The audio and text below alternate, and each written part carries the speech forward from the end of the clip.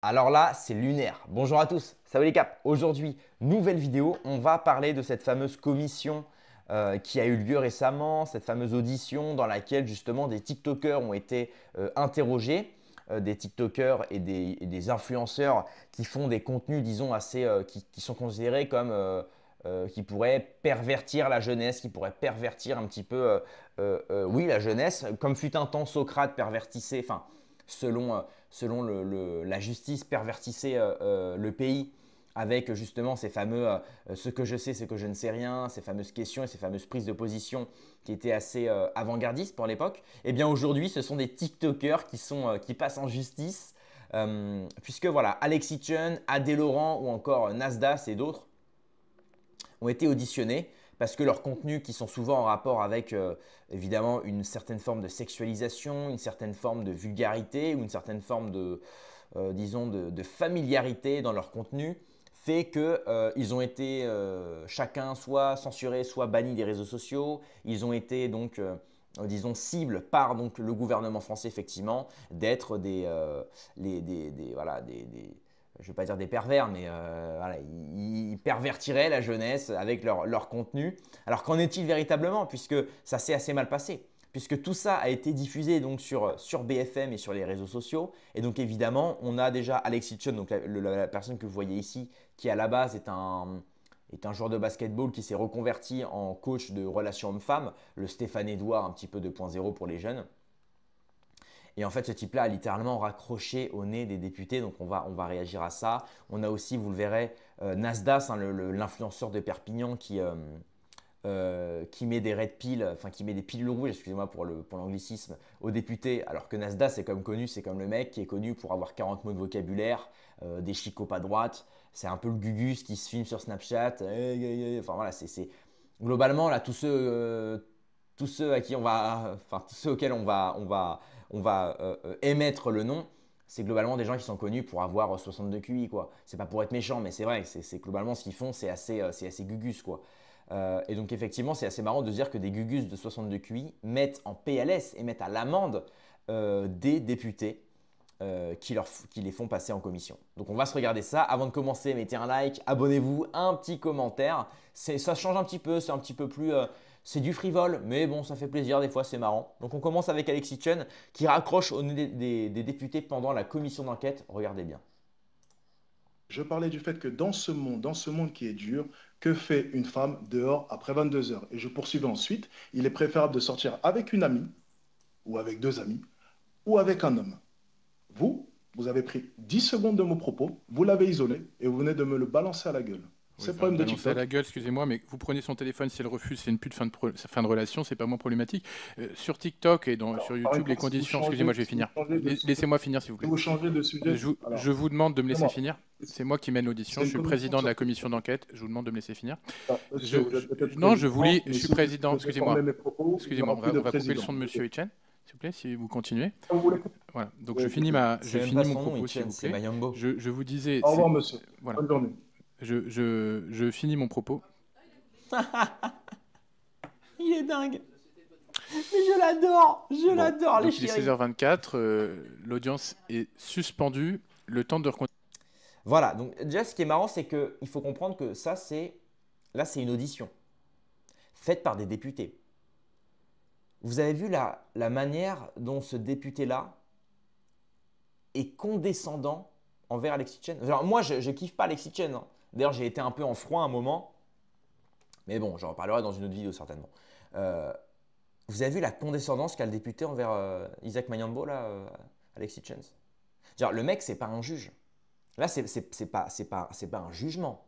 On n'est pas face à un juge qui porte la robe et qui va le condamner à quelque chose.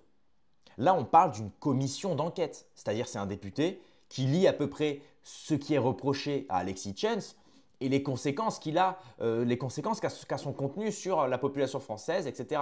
Avec un verdict rendu. Mais ça reste un député.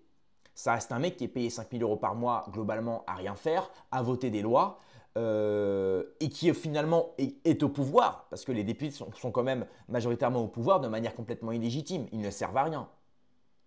Notre argent va dans les poches des députés pour rien. Il faut comprendre, ces gens-là sont complètement illégitimes aujourd'hui. Il ne représente absolument pas les Français d'ailleurs. On l'a vu maintes et maintes fois, hein. Je veux dire, moi je ne me sens représenté par aucun député. Et les députés ne sont pas forcément supérieurs à qui que ce soit. Bien qu'ils aient le titre de député, d'accord, très bien. Mais à aucun moment vous n'êtes juge et vous ne devez avoir… parce que justement, les députés finalement sont élus par la plèbe, par la masse, par le peuple français. Donc finalement, vous êtes censé représenter une partie de la France. Chacun a son parti politique et son parti politique représente la voix des Français. À aucun moment, ce type-là ne doit avoir une forme de condescendance alors qu'il l'a eu face à un Français, quel qu'il soit, peu importe ce qu'il fait. Donc déjà, ça c'est juste, heureusement que ce n'est pas moi qui suis passé en commission, hein, parce que moi j'aurais dit ces quatre vérités. Hein. J'aurais fait une démonstration pugilistique, hein, une joute verbale. Ah non, mais vraiment, moi j'aurais dit, écoute, j'aurais fait mon soral, j'aurais fait, écoute-moi petit con, tu es au pouvoir de manière complètement illégitime. Bref, donc c'est assez insupportable en fait, ce mépris qu'il y a. On sent que vraiment, c'est la France bureaucrate qui passent leur journée en costard dans des bureaux climatisés, qui n'auront jamais les couilles de monter sur un ring, qui n'auront jamais les couilles d'aller en banlieue passer 23 heures, qui n'auront jamais les couilles de libérer ce pays par les mains. Et j'appelle pas du tout à une guerre civile, c'est-à-dire simplement de libérer le pays par de la manifestation, ne serait-ce que d'aller dans la rue et de manifester un peu, de parler avec les gens. Ça, ils n'en sont incapables. Ils n'en sont incapables. Ce qui les protège, c'est les lois. Ce qui les protège, c'est les droits de l'homme. Ce qui les protège, c'est leur titre. Vous leur enlevez ces trois choses, les lois, les droits de l'homme et leur costard et leurs 5000 balles par mois, ces types-là ne sont rien. Et en débat, n'importe qui les fout à poil. Même Alexis Chen, il le fout à poil. Même un mec comme moi, je le fous à poil ce type-là en débat. Parce que ces types-là ne sont rien. Regardez-le déjà. Je veux dire, je ne veux pas lui manquer de respect, hein. Je ne veux pas tomber dans la vulgarité ou quoi que ce soit. Hein. Ce n'est pas mon but du tout. Mais franchement, quand vous regardez ce type-là physiquement, et vous vous dites, ces types-là gouvernent la France, ces types-là votent des lois, ces types-là nous donnent des leçons de morale. Mais sérieux quoi. Non mais sérieux. C'est débilitant. C'est débilitant. Donc évidemment, ça a fait le tour des réseaux sociaux. Alors ensuite, on a Adé Laurent. Donc souvenez-vous, hein, c'est ce type-là qui s'est fait connaître par la télé-réalité, qui maintenant bascule sur TikTok et qui s'est fait connaître parce que voilà, il est assez virulent. Bon, moi, je trouve ça assez marrant ce qu'il fait, mais c'est sûr que c'est pas ce que je consomme tous les jours. Hein. Je veux surtout pas, Attendez, hop. et ça je le répète, je veux surtout pas qu'on me compare, parce que je crois qu'il était, vous faisiez l'objet d'Alexis Chen juste avant. Je suis totalement, mais sur tous les points, opposé à ce monsieur. Je ne suis ni sexiste, ni misogyne, ni masculiniste. Je répète dans tous mes contenus, alors c'est pas parce qu'on me voit avec plusieurs filles qu'il faut tout de suite se dire, attends, lui il est acteur porno, c'est un détraqué sexuel. Non, j'arrive à être acteur porno, de bosser avec une équipe très professionnelle, et je n'ai jamais dit qu'une fille qui sort après 22 heures c'est une fille facile, une fille qui met des jupes courtes c'est une fille facile. Au contraire, je prône la liberté sexuelle à égalité, à longueur de journée, et je mets la femme sur un piédestal tout le temps. En l'occurrence, mon contenu pour adultes, c'est un contenu avec des filles consentantes, majeures, et qui elles-mêmes ont commencé le porno avant moi.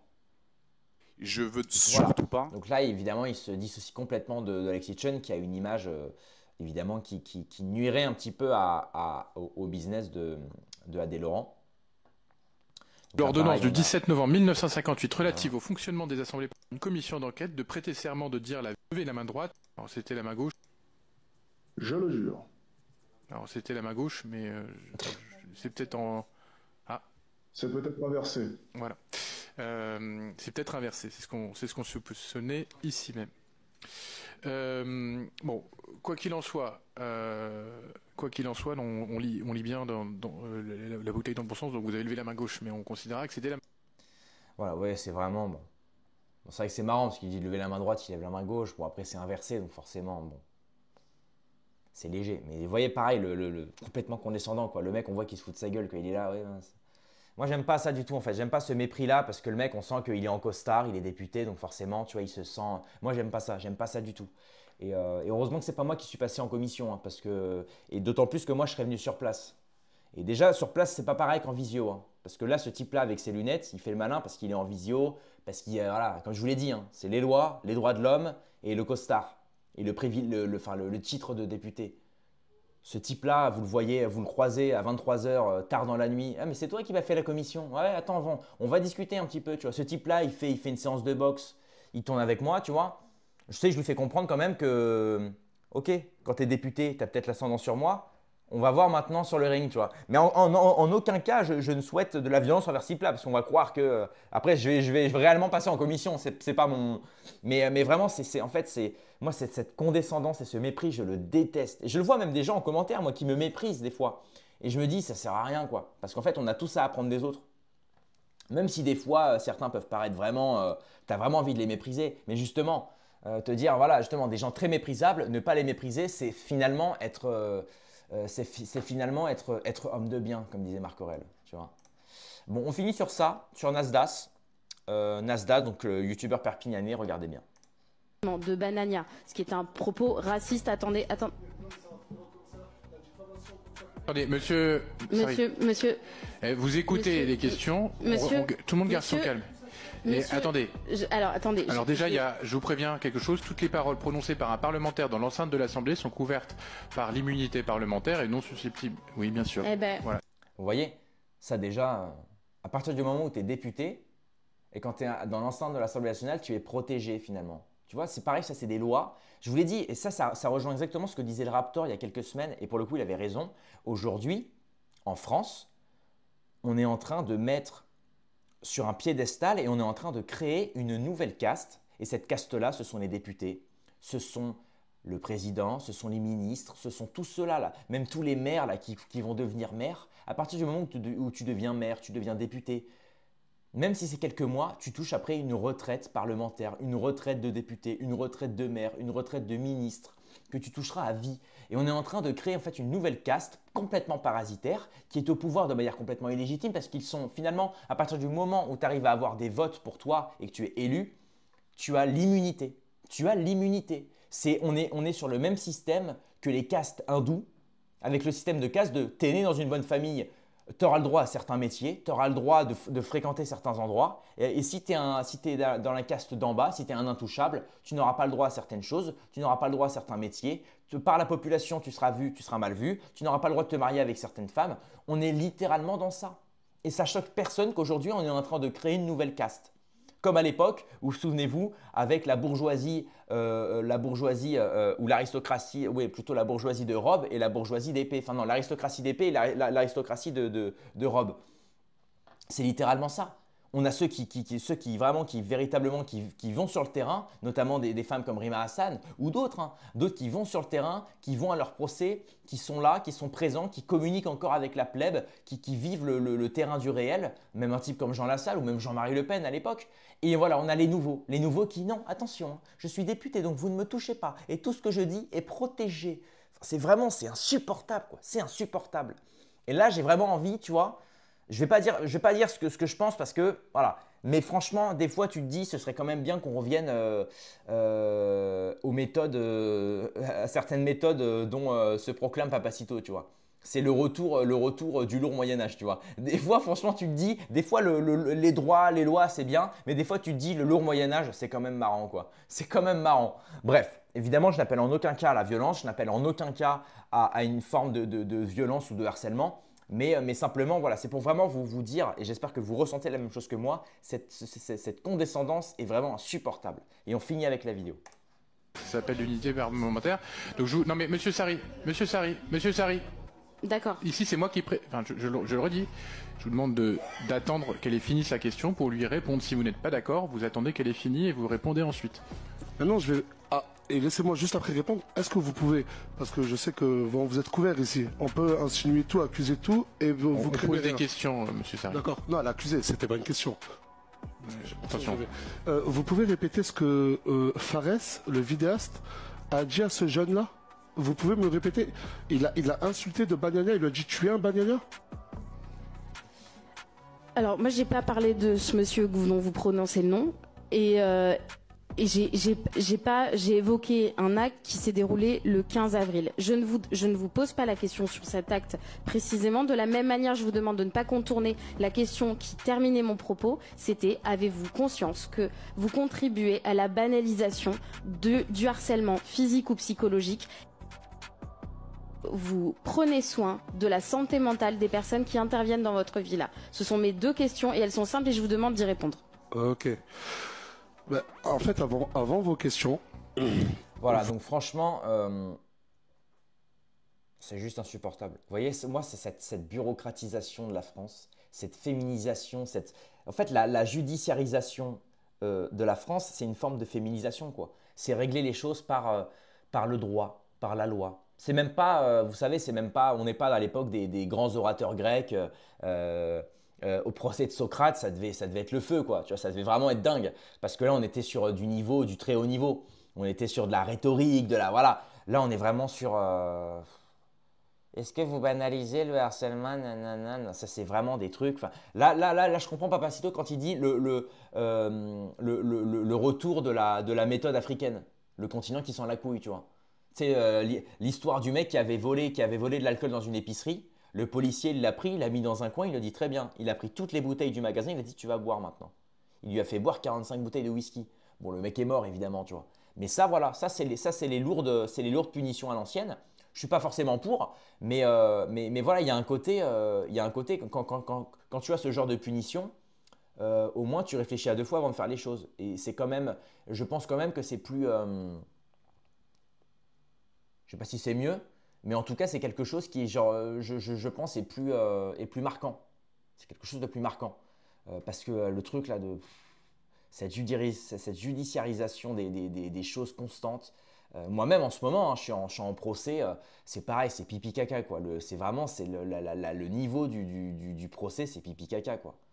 Et pareil, j'ai été condamné il y a 2 ans. J'ai un casier judiciaire à cause de ça. Comme je vous l'ai dit, parce que j'ai hébergé un serveur Discord, donc un forum, sur lequel une personne sur ce serveur a appelé à la haine d'une certaine ethnie et d'une religion. Et moi, j'ai rien à voir avec tout ça. Et j'ai été condamné pour ça. C'est comme si on condamnait le président de YouTube parce qu'il a hébergé sur son site une vidéo parmi les milliards d'heures de vidéos consommables par jour sur YouTube, un type qui a appelé à la haine dans une vidéo. Mais ça n'a rien à voir. Et tout ça, je veux dire, c'est complètement ridicule. C'est complètement ridicule. Et on bascule dans ça de plus en plus, quoi. C'est cette bureaucratisation, c'est juste insupportable. Voilà. Donc au début de la vidéo, c'était pour se marrer un petit peu de tout ça. Et la deuxième partie de cette vidéo, c'était vraiment pour vous montrer à quel point cette bureaucratisation va nous tuer. Parce qu'à côté, il y a des pays comme la Chine et d'autres pays qui réagissent de manière un peu plus ferme et un peu plus correcte et un peu plus virile. Et je pense qu'on en a besoin quand même, hein. On en a vraiment besoin. Bref. Merci d'avoir suivi cette vidéo. Rendez-vous dans quelques heures demain pour une prochaine vidéo. Paix et amour sur mes amis et mes ennemis. Et surtout sur mes ennemis.